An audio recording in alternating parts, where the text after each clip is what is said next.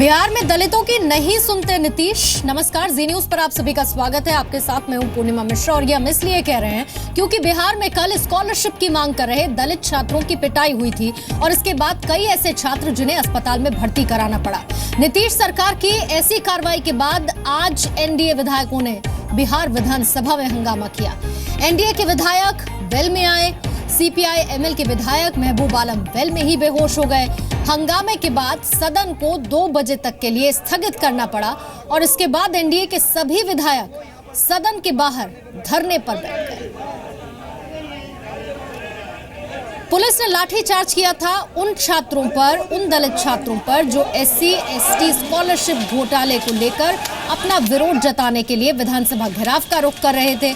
और उसकी पहली तस्वीर ये आप देख रहे हैं। ये तस्वीरें कल शाम को आई थी जब विधानसभा का घेराव करने के लिए छात्रों का ये दल पहुंच रहा था और इसी दौरान पुलिस ने इन पर लाठियां बरसाई। और दूसरी तस्वीर बिहार विधानसभा की आप देख रहे हैं जहां पर आज से लेकर हंगामा तो हुआ ही, सीपीआई एमएल विधायक वेल में बेहोश भी हो गए, जिसके बाद सदन की कार्रवाई को स्थगित भी करना पड़ा। बिहार विधानसभा के गेट पर हो रहे विपक्ष के विरोध प्रदर्शन के दौरान मौके पर मौजूद जी मीडिया संवाददाता अनिल झा की रिपोर्ट आप देखिए। विधानसभा आखिरकार नहीं चलने दिया है विपक्ष ने दलित छात्रों की पिटाई के मामले में। सदन के अंदर हो या बाहर हो, लगातार हंगामा जारी है और न्यायिक जांच की मांग हो रही है यहाँ पर। और तमाम जो विपक्ष के नेता हैं वो यहाँ पर सदन के बाहर धरने पर बैठे हुए हैं। ललन पासवान जी, आप लोग ने सदन नहीं चलने दिया, क्या कहेंगे? कल लाठी चली है बिहार के संपूर्ण राज्य के 10,000 दलित छात्रों पर, बार लाठी चली। छात्रवृत्ति का जो कटौती हुआ 1,05,000 की जगह पर 15,000 किया गया है। राज्य के छात्रों ने छात्रवृत्ति के प्रमोशन जो पदोन्नति में आरक्षण समाप्त किया गया है उसके सवाल पर कल शांतिपूर्ण प्रदर्शन चीफ सेक्रेटरी से मिल रहे थे और वहां चंदन कुशवाहा और कैलाश प्रसाद ने बर्बर लाठी चलाकर सैकड़ों छात्रों को घायल करने का काम किया। 200-300 छात्रों को गिरफ्तार किया, फर्जी मुकदमा किया। उसके सवाल पर हम सदन से चाहते थे जवाब और इसको निलंबन की मांग कर रहे थे। छात्रवृत्ति प्रमोशन में लागू करो, उसके सवाल पर हम डिमांड कर। हमारे साथ नेता प्रतिपक्ष प्रेम कुमार जी भी हैं, उनसे बात करते हैं। प्रेम कुमार जी, आगे आप लोग क्या करेंगे? विपक्ष क्या करेगा आगे?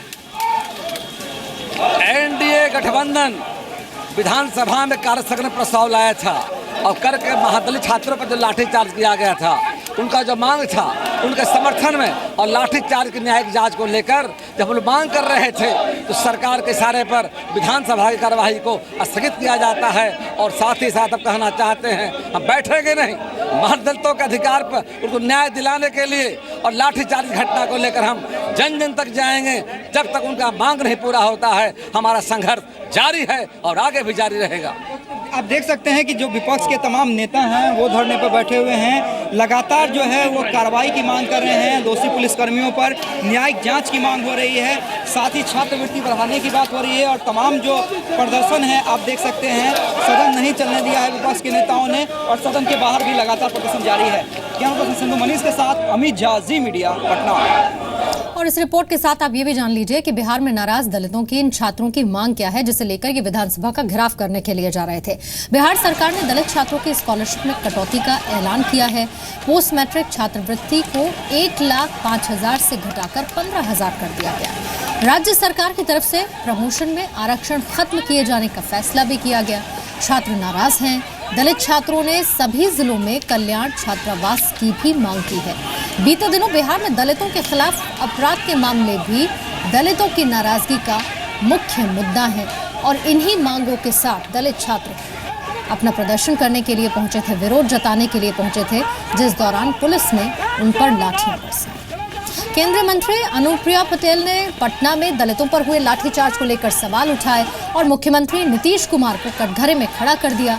अनुप्रिया पटेल का कहना है कि जो नीतीश खुद को दलितों का हितैषी बताते हैं, उनके राज में दलितों के साथ हो रही इस तरह की घटनाएं सवाल उठाती हैं। मैम, जिस तरह से बिहार में दलित स्टूडेंट्स पर लाठीचार्ज हुआ है, क्या कहेंगे आप?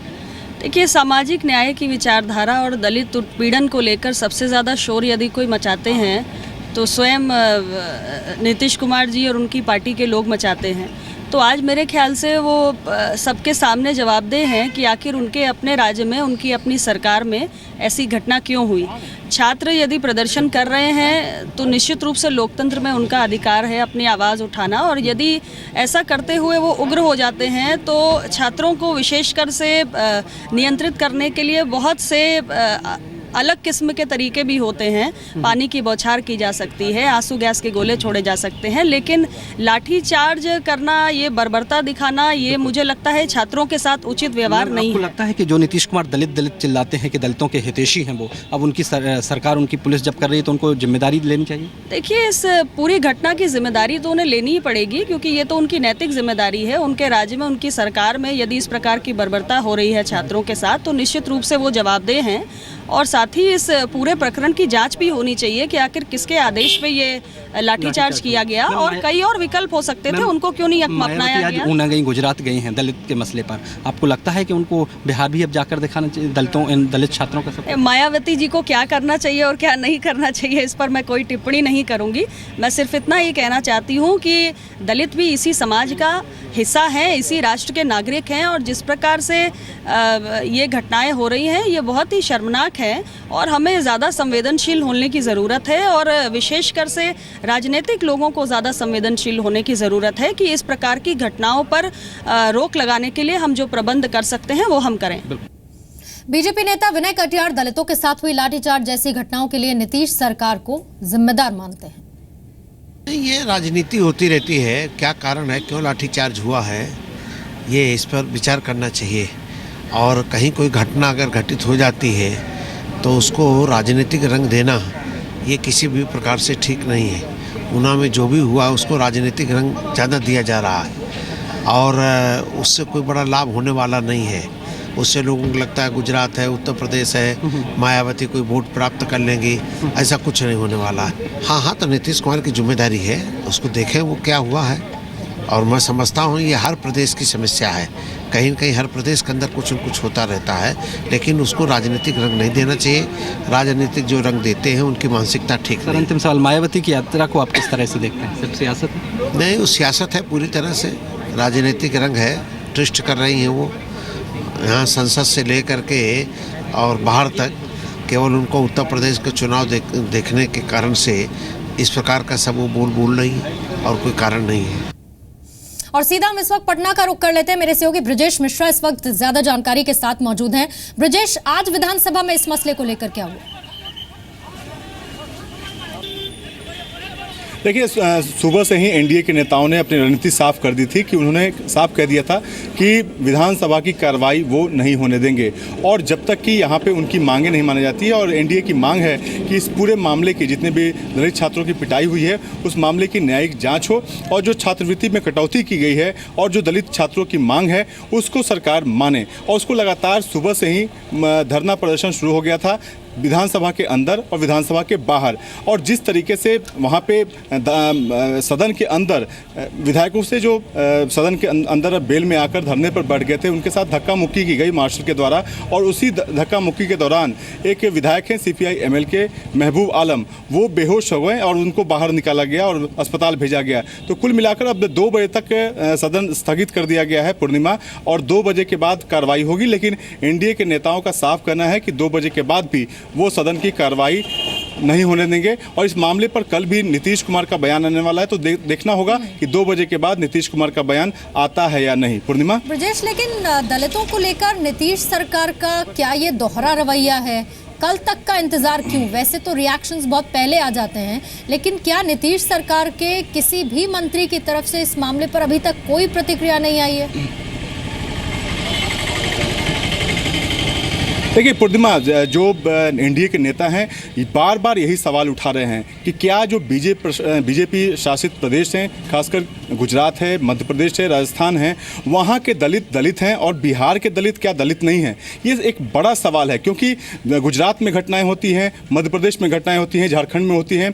जितने भी तमाम गैर बीजेपी नेता हैं वो उस पर हो हल्ला करते हैं। यहाँ तक कि गुजरात में घटना होती है तो बिहार से जो सत्तारूढ़ पार्टी है जनता दल यूनाइटेड, उसके नेता चले जाते हैं गुजरात और वहाँ पे जाके मुलाकात करते हैं। लेकिन एक ताज्जुब की बात है पूर्णिमा की, 28 तारीख को दरभंगा में घटना हुई जहाँ पे एक दलित महिला के साथ मारपीट की गई और उसको पेशाब भी पिलाया गया, जो रिपोर्ट में आई। लेकिन 28 तारीख के बाद आज 4 तारीख है और आपको जानकर ताज्जुब होगा कि इन 8 दिनों में अभी तक के 4 आरोपियों में से एक की भी गिरफ्तारी नहीं हुई है। तो आप समझ सकते हैं, और ना ही कोई सत्तारूढ़ पार्टी का नेता या फिर जो भी विधायक है उनसे मिलने गया हो। यहाँ तक कि महिला डर के मारे उस गांव को छोड़ के अपने मायके चली गई है। लेकिन किसी का ध्यान नहीं है, कोई भी पार्टी का नेता या फिर जो मंत्री है उसको गंभीर है ऐसे मसलों को लेकर, और क्या ये मसले महज राजनीति का विषय, क्या नीतीश सरकार के लिए बन चुके हैं जो वो इस पर जवाब देने के लिए अभी इंतजार कर रहे हैं। शुक्रिया आपका ब्रजेश, जानकारी देने के लिए।